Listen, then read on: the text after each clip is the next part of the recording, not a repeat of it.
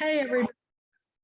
There you go. Well, it's Kathy Murphy here, the Pulpit Queen, and I'm here with two special guests, Debbie Johnson Baldwin, who's going to be one of our authors featured at our up-and-coming International Pulpit Queens and Timber Guys Girlfriend Weekend, and author Ruthie Landis, who will be there too.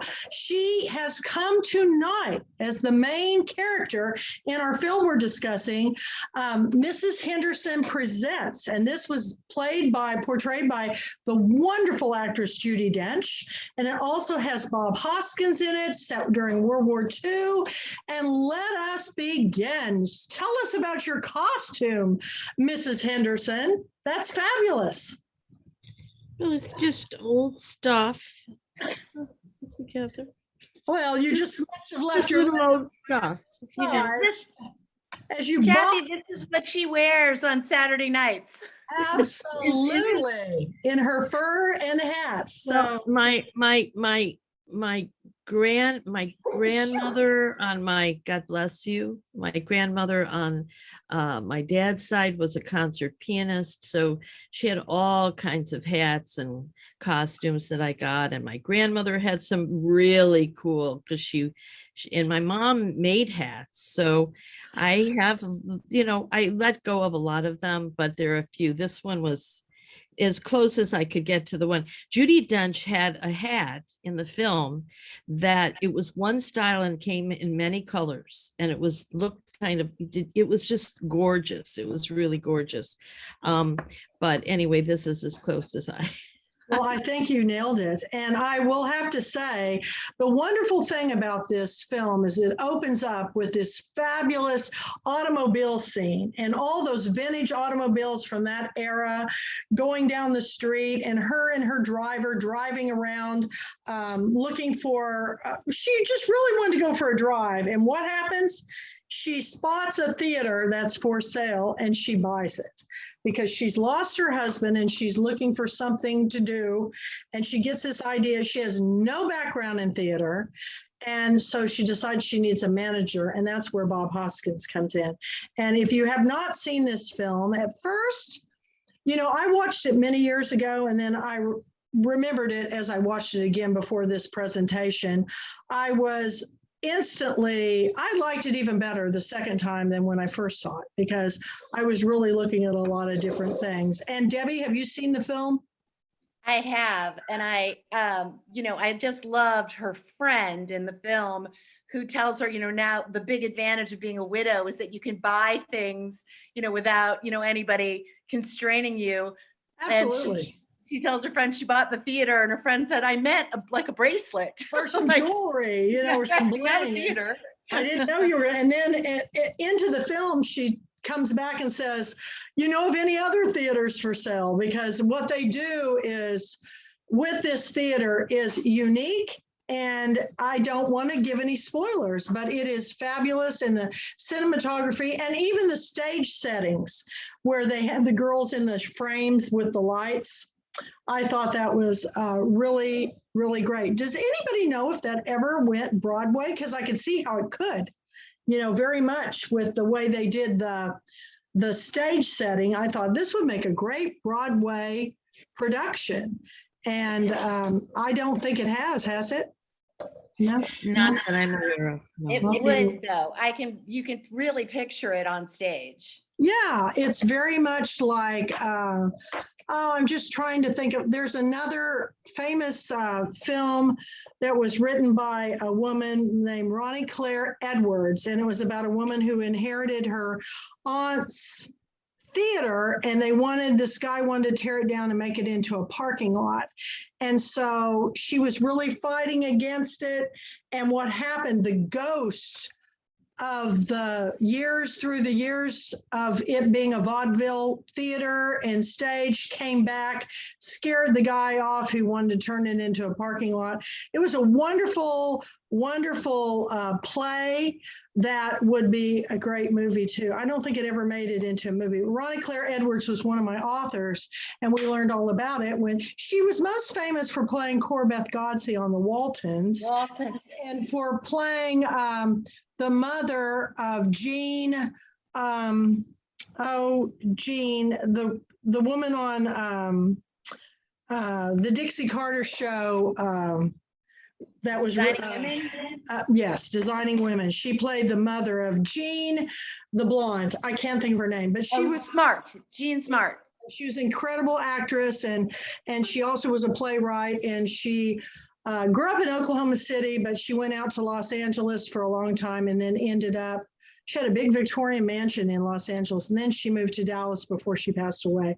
But I got to know her pretty well because she was one of my authors and came and stayed with me for a week. And she was a diva. And I love her. And so we're back to the film.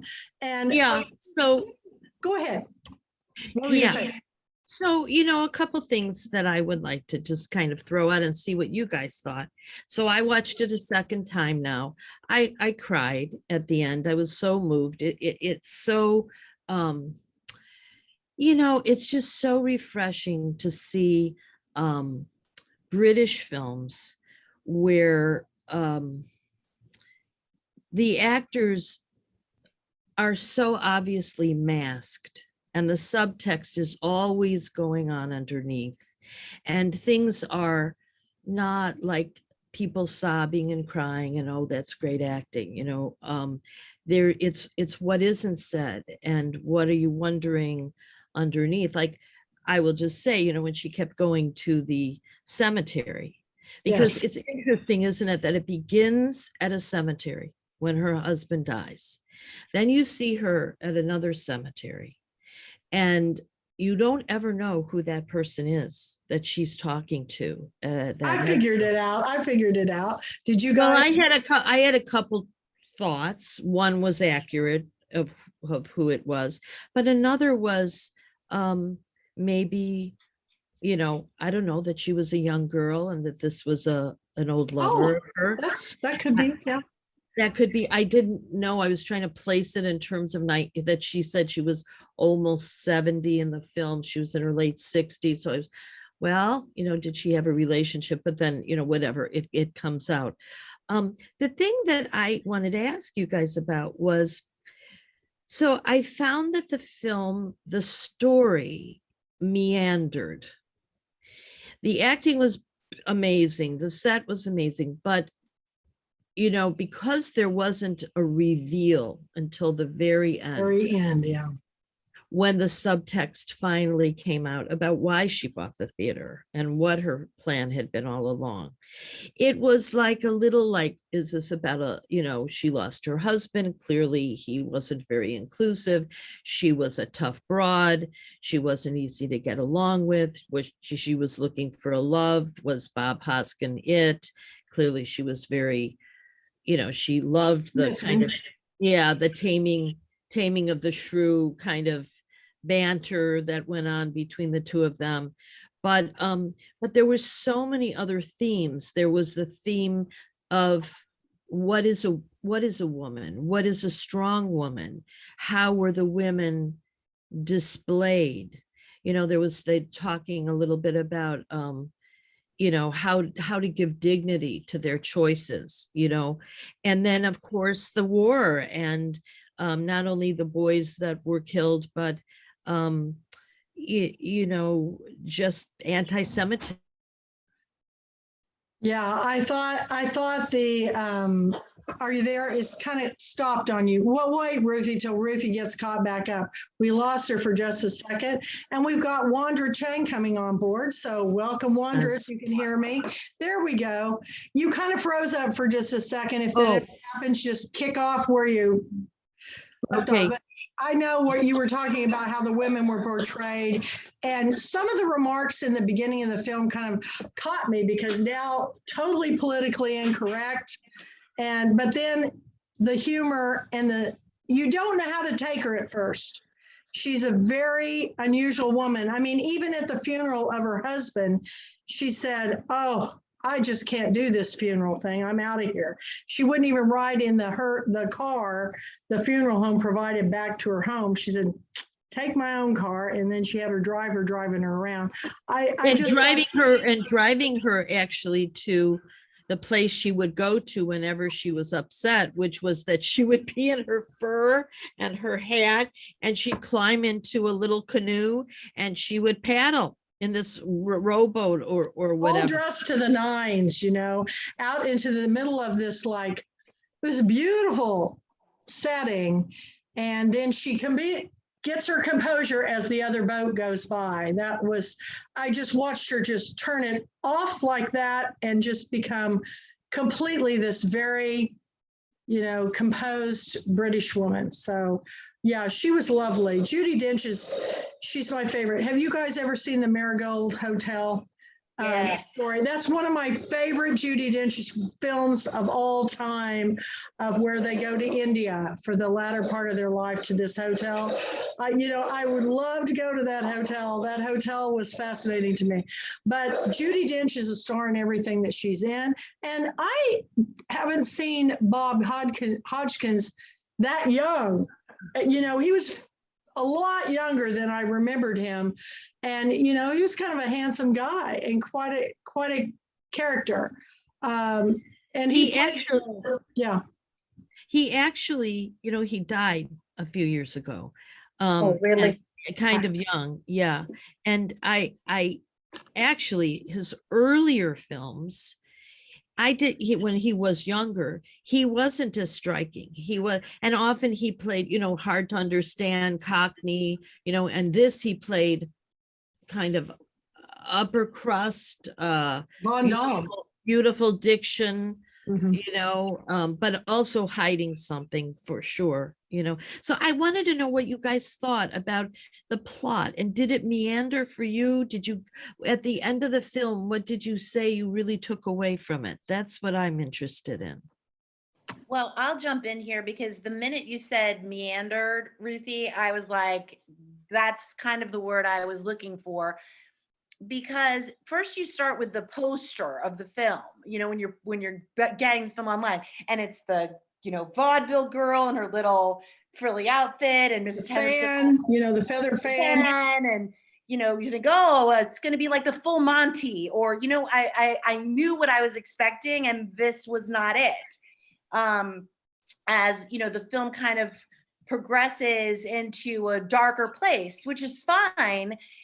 But, they're obviously, the studio's trying to sell tickets, so they're billing it as something it's not, that it isn't. And all the time. And so as a result, I was a little ill prepared as a viewer, and that added to that kind of meandering nature of the film, because you start with this kind of quirky, as you said, Kathy, you don't really know what to make of her, this quirky widow. And like she's talking, it's going to be a comedy, and you 100% think it's going to be a comedy, and it takes a quick turn, and then and it progresses as the the subplot of the girl in the review. I mean, it goes to a very not comic place. Yeah. But so yeah, I do feel like I need to watch it again, because without that expectation, I wonder if the film would be more cohesive and more balanced. Yeah. Well, I mean, I just want to say that I love when we talked about this last week, and that I love when comedy and tragedy is mixed. I love it. They call it dramedy. Dramedy. I love that. And I think Judi Dench is perfect as Bob Hoskin for playing that. They both are wonderful comedic actors, as well as amazing Shakespearean actors as well, But for me, as a writer who's trying to work on a story right now, I just wondered, and I'm facing this too. There were so many things the movie was trying to say. Yes. That I wasn't quite sure. I got a little bit of this, a little bit of that, a little bit of this. And until the reveal scene, I think that was the point of the movie, was her reveal at the end. Right. but I wouldn't have known that. So I love the film. I watched it twice. I loved it, but I did wonder what you writers, thought about in terms of a unfolding of plot, and was there clarity for you in that? That's all. I'm interested. And I think the reason why it may not be as well remembered as, because I think it had, a lot of attention when it came out, but I don't think it had a lot of longevity because maybe that meandering plot. I don't know. All I know is when I saw it again, I go, oh, I know this film. And I thought at the time when I watched it the first time, well, this isn't what I thought it was going to be, So, Wandra, did you get to see the film? Yeah, I did. What was your And comments? I think, I didn't read the book. Okay. So who knows what was in the book? Maybe the book had foreshadowing that the movie didn't show. You know what I mean? About what she felt strongly about nudity and, the women in nudity. And that was a little bit of stretch, I think, the reason for, Right. hiding all these women. But maybe the book is very different. Maybe it explains better and it doesn't meander in the book. We'll all have to read the book and then read the book? we'll have to come back and reevaluate it because I haven't either. And I didn't even realize it had been a book. So, but it's one of those that Mandy Haynes had told me she said it's the funniest film I've ever seen, but at the same time, it's one of the most touching films too. And I think normal person probably wouldn't have had that same ending as you and I would, but she was a little quirky herself. I bet she was a real spitfire, Mrs. Henderson, when she was first married. So because she had a lot of feminist bent in her outlook on everything in life. So can you reach that, Karen? Hang on just a second. Keep talking, girls. You got it? I love the part. Yeah. It was going to be about her son because she keeps visiting the grave. Yes. You remember that? Yeah, we talked about that earlier, but we didn't want to give it we didn't want to give away. We're trying not to give anything away for people who haven't seen it yet. But it's one of those movies. Go ahead. Well, I was just going to say, in Wandra's defense, I don't think that's a spoiler. I think it's very clear from the first time she visits that grave that it's her son. There was never a question in my mind, but I mean, maybe, I don't know if that was hard to figure, if that was supposed to be hard to figure out or not. But when it's a 21-year-old, they've got his name and the born on and died and how old he was on the gravestone. So anyway, Wandra, I don't think that was a big spoiler, but there's more to that reveal than the fact that Alec Henderson was her son. Yeah, but I can see how it was a stretch too, because poor mama, she doesn't realize that when these boys get shipped off in the military, they get an education pretty fast. So, she may have thought that he did not, have what he stated, but it could have happened. So, but it was her viewpoint, and the way she handled it was, and the way she talked to Christopher Guest. Oh, that was my favorite. Oh, he's Oh my gosh. fantastic. And I am the biggest Christopher Guest fan. I've seen all of his film for Waiting for Guffman. In fact, that was one we've had on the Book and Film Club. In fact, I think we watched, I don't know, we may have watched Best in Show, and for his consideration, and The Mighty Wind. I've been watching him for a long time, and he is so interesting to me because he's married to Jamie Lee Curtis, who is another one of my absolute favorite people, and her mother and father, Stella, her mother was married to Tony Curtis.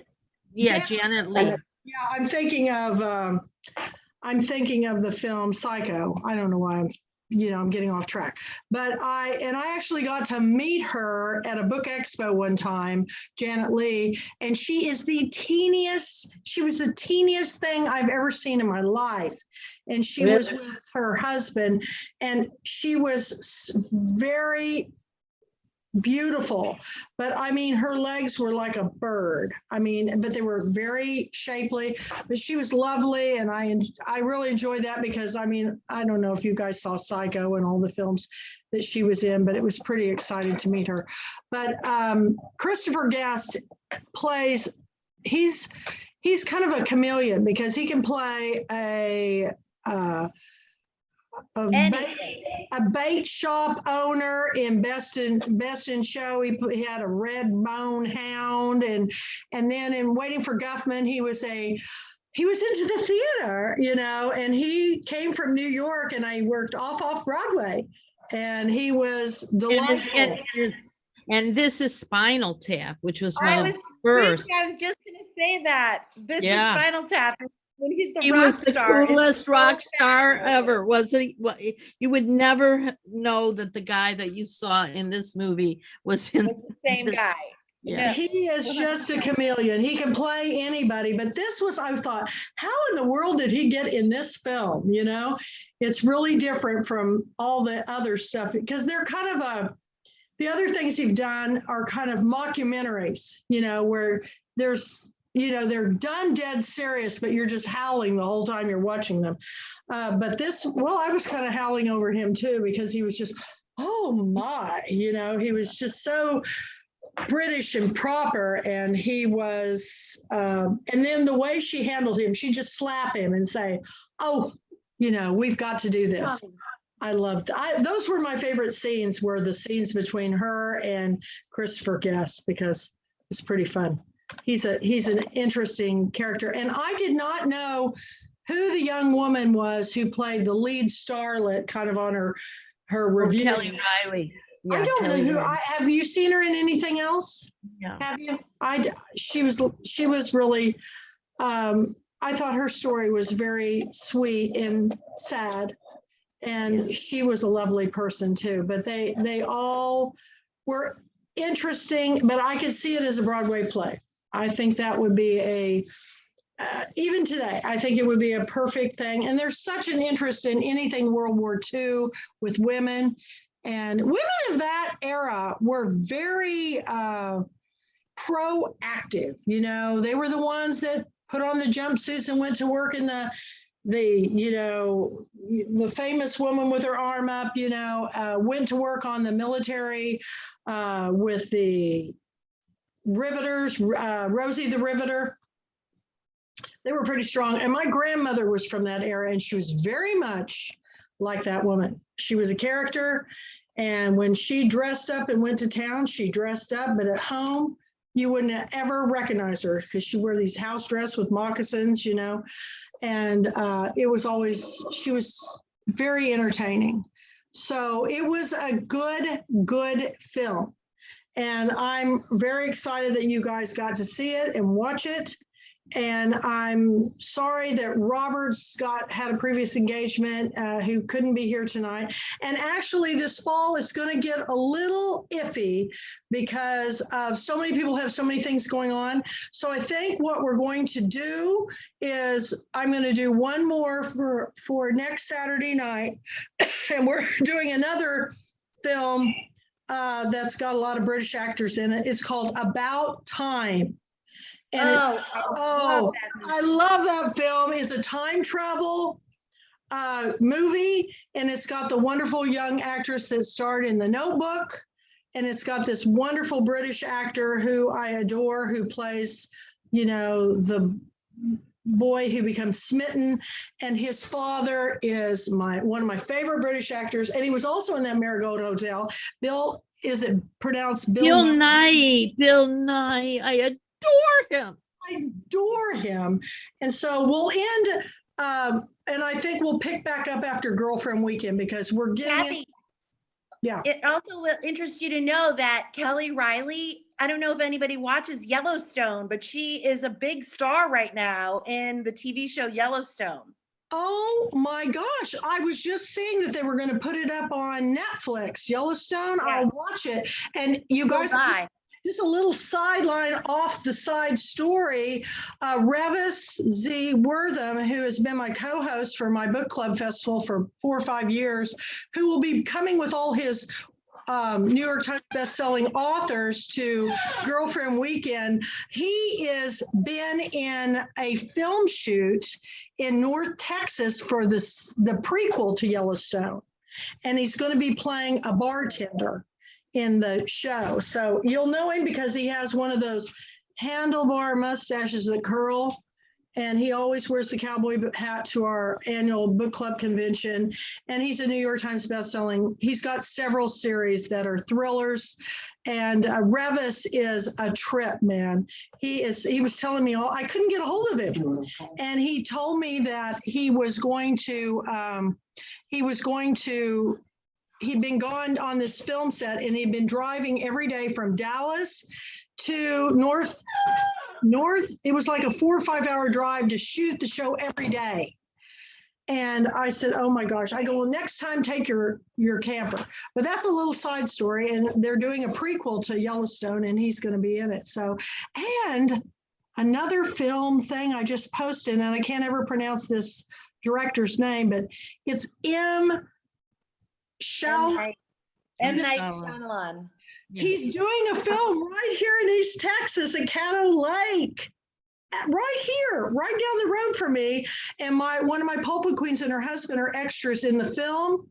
And it's, he does a scary film. So, but Caddo Lake is where they've done all these Bigfoot and Creature of the Black Lagoon. It's swampy. It's beautiful, but it's cypress trees with the Spanish moss and they're filming there right now. So pretty excited about that. So we're going to take a little hiatus until we get, so if you guys got some good movies that you want me to watch in the meantime, private message me and I'll set up a list. So after Girlfriend Weekend, we'll start back in again. But we just need that little break because too many people have got so much stuff going on and people are starting to get out a little more on Saturday night. And I said, well, what about me? I'm always sitting at home on Saturday night, but I'm not home right now. So until we get Karen back on her feet and everything, I think this is probably going to be the best. So save up all your costumes. And then when I get back home, I'll be working on mine. But if we can get kind of a lineup set up, we'll know what crazy things we're going to wear. But any ideas of what you would love to see out there while I've got you online? Well, we can come up with something, but before I came on, did you talk about Pennies from Heaven? Oh, the film? It was a series, British series, and I think that No, I watched it. Because of that. It's wonderful. There was a remake with Steve Martin in America. But the I original remember one, that. it is wonderful. Is it on PBS? Do you know if it's on PBS or the BBC? What's it on? I think I saw it. I saw that long time ago, but when I saw Bob Oh, Hoskins, okay. I thought, boy, he did not age at all. He looked just like that when he starred, and this is decades ago, right? Pennies from Heaven. But it's a wonderful TV series. I love series. In fact, right now, my sister got me hooked on, we're watching the Durells of Corfu. Have you guys seen it on Amazon? Well, I get PBS on Amazon and it's on the BBC, PBS. It's a series and there's 4 or 5 seasons and it's based on a true story. And you watch the documentary too on there, and the Durells were a British family back in I think the 30s and 40s who kind of, the husband died and they kind of became immediately impoverished, so they decided that they would move to a foreign country where they could live cheaply. So they moved to the island of Corfu in Greece, and this movie is fabulous. And the Sounds actors good. that are in it, all of them are brand new to me, but it's based on a real family from England. Every single one of the people in the family became famous for, like the one son went on to start one of the biggest natural zoo projects in New Jersey. And he saved over 200 species of animals. But he was raised on this island and he became an animal naturalist. The other one became a writer and he almost won the Pulitzer. He was nominated. Everybody in the family, but the mother is all told with the mother and all these grown children living in this ramshackle house right on the Mediterranean. And it's a lovely, lovely, hilarious story. What's the first word? The Durells, The Durells. Durells of Corfu. And you've seen it, haven't you, Debbie? Did you say you'd seen it? I'm gonna watch it tonight. That sounds Oh. awesome. Yeah, Karen it's and I have gotten hooked on it, and it is absolutely one of the favorite shows I've ever seen. And what's amazing to me as I watch these films set in other places is how I never heard of these people, and they are famous in England. They are totally famous. They have the little boy who plays the naturalist as a child has now gone on to make his life's work being a naturalist at his place, and he gives talks on him all the time. He fell in love with the animals that he was adopting and caring for, and it's a wonderful film. And it's very eccentric. If there was a book we read years ago that was made into a movie with Nicole Kidman and Ian McGregor called The Family Fang. One of the strangest, quirkiest books I've ever read, and I loved it. And I don't think anybody ever heard of it, but that's why I try to find those little treasures that nobody else finds. So this is a treasure, and I think you'll love it. And there's 5 seasons, so it'll keep us busy this winter until we reconvene. But we'll have next week. We're going to do About Time, and we'll do something fun. Maybe we'll have some time travel involved on our show. So you just never know. But thank you, Ruthie, for always dressing up. Thank you, Debbie, for jumping in. I'm so excited. All of you are going to be at our international, and our program's up. Mandy's got it done. We're still adding, and we're still tweaking, and we're still getting some surprises. But it's a full week. It's going to be amazing, and you need to rest. You need to rest, and you need to plan for your costume ball on Saturday night, because we're asking all the authors to dress up as their favorite author or literary character and masks, because it's a masquerade, which is perfect. And we're going to have every author do the big reveal.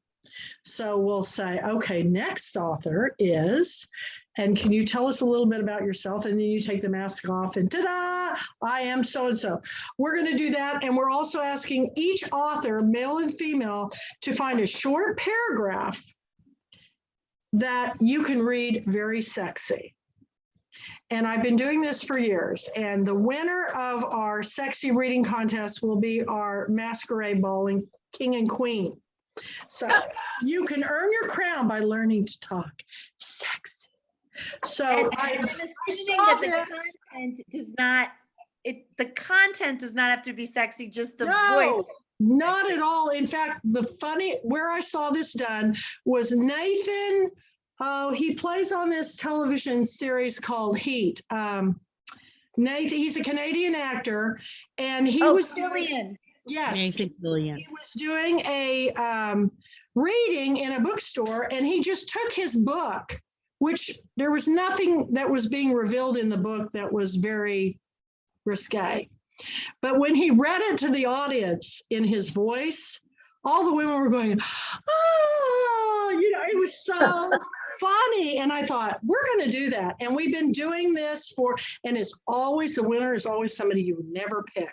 That they think the young guy comes out looking like, Rock Hudson. It's the newspaper editor of the Jefferson Jimplicute. Or one year, we had an international student from Pakistan who was on a sabbatical exchange program at Stephen F. Austin in full Pakistani dress, got up and read. And everybody voted for him. And he was so excited. He goes, I've never been to an American party, but if they're all like this, I love America. And it was so, he was adorable. He was adorable. And he's now an architect back in Pakistan, Salman Mustafa. So we have a lot of fun. So come up with a short, it can be from your book. You know, it can be from your book. But if you read it, I remember one year I took John Grisham's, the book he wrote about the farm boy. Oh my gosh, The Painted House. And I passed it around, and there's absolutely nothing in there about a little boy.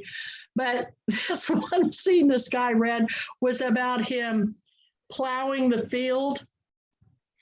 I'm telling you, we were all on the floor because it was just talking about farming. And he read it in such a way that everybody's imagination went wild. And I'm telling you, we had a ball. So we're going to be doing that. We're going to be having social hours, happy hours, bring your own drinks, and we're going to be plenty of opportunities to network with authors and book club members. So even if you're not a pick, even if you're just, or if you're just on a panel or not on a panel at all authors are going to have an opportunity.